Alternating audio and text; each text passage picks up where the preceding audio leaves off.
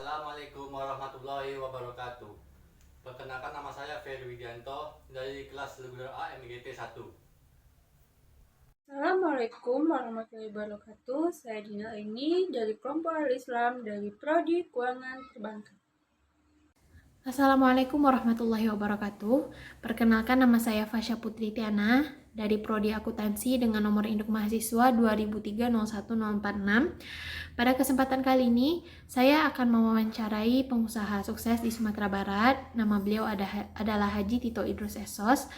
Usia 52 tahun, kelahiran Painan 8 Januari 1969. Beliau merupakan owner dari CV Multi Rejeki Selaras, di mana perusahaan ini bergerak di bidang air minum dalam kemasan, yaitu air asri, yang sekarang mungkin sudah sampai di Pekanbaru. Juga bergerak di produk plastik dengan nama produk Nitoplas. Juga bergerak di bidang kuliner dengan restoran atau kafe Tara di Payakumbuh. Secara singkat, profil beliau dalam merintis usaha, beliau telah merintis usaha kurang lebih dari tahun 2002. Beliau telah merintis usaha kurang lebih hampir 20 tahun.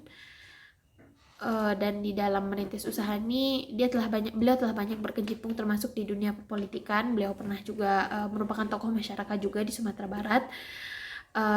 Dan beliau telah aktif dalam berbagai kegiatan sosial sehingga nama beliau cukup tersohor di Sumatera Barat.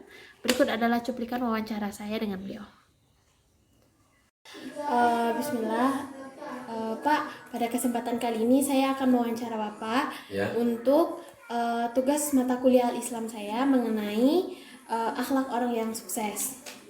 Nah, dalam hal ini saya akan menanya beberapa pertanyaan. Saya harap kesediaan Bapak dalam menjawab wawancara saya. Pertama, Pak, bagaimana kabarnya pagi ini, Pak? Alhamdulillah sehat, alhamdulillah berkah dari Allah semuanya, alhamdulillah. Sebelum melakukan wawancara ini, saya telah mencari referensi singkat mengenai profil Bapak. Bapak merupakan pengusaha yang cukup sukses di Sumatera Barat. Secara singkat, bagaimana kondisi dalam dunia usaha saat ini, Pak?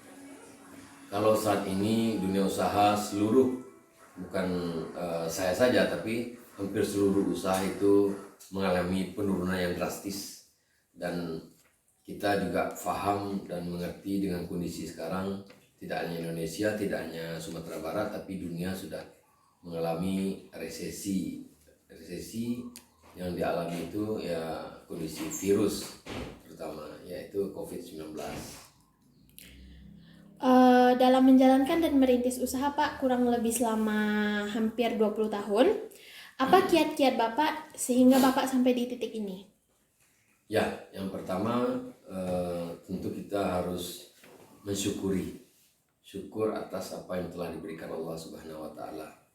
Kemudian syukur ini tidak hanya sampai di titik syukur, tapi juga syukur dengan istilah dunianya, actionnya harus ada.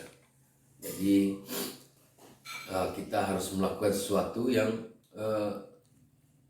bermanfaat, dan nilainya itu adalah nilai kebersamaan itu bagi lingkungan kita. Jadi kalau kita bicara hanya syukur tanpa action, tanpa usaha misalnya, dan itu saya kira juga Allah Maha Tahu, bullshit juga nggak akan dilihat oleh Allah lah. Dan ketika dari kegiatan kita itu jangan lupa kita berdoa.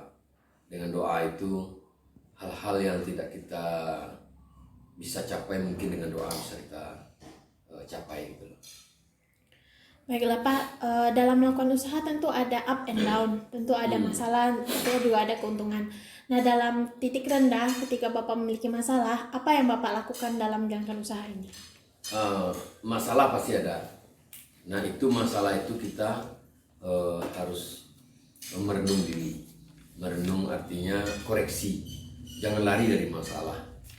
Masalah itu harus kita selesaikan. Untuk itu kita harus bahas. Kita harus mengkaji ulang. Kita harus evaluasi.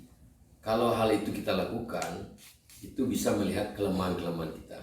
Dan evaluasi itu tidak hanya merenung diri, tapi kita juga memberikan kesempatan orang menilai kita. Evaluasi orang untuk kita. kalau di dunia usaha namanya audit. Jadi orang independen di luar kita untuk menilai kita, usaha kita ini baik atau tidak. Itu penting. Kalau kita menilai diri kita sendiri saja, itu tidak fair.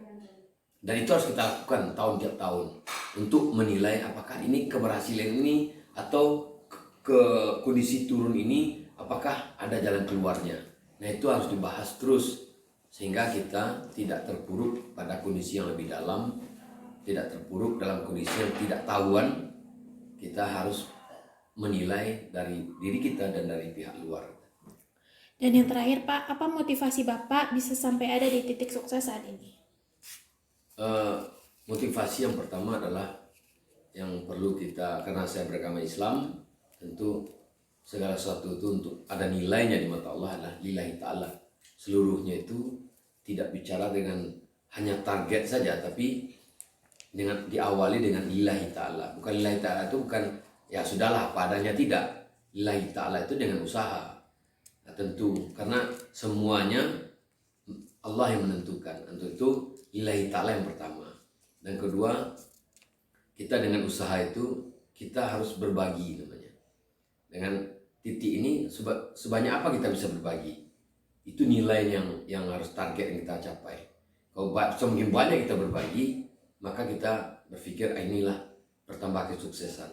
Tapi semakin banyak kita mendapatkan, itu berarti nilainya bagi saya itu nilai yang kecil.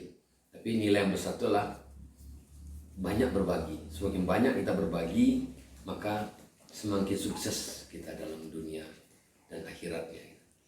Terima kasih Pak atas kesediaan waktunya untuk saya wawancara. Saya harap Bapak selalu dilindungi Allah dan makin sukses usahanya. Amin. Assalamualaikum warahmatullahi wabarakatuh. Waalaikumsalam warahmatullahi wabarakatuh.